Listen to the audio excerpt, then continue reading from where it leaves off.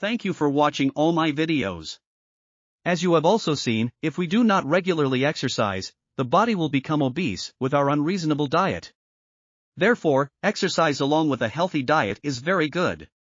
In order to have a healthy and strong body and a toned and beautiful body, we need to persevere in training without being afraid of difficulties.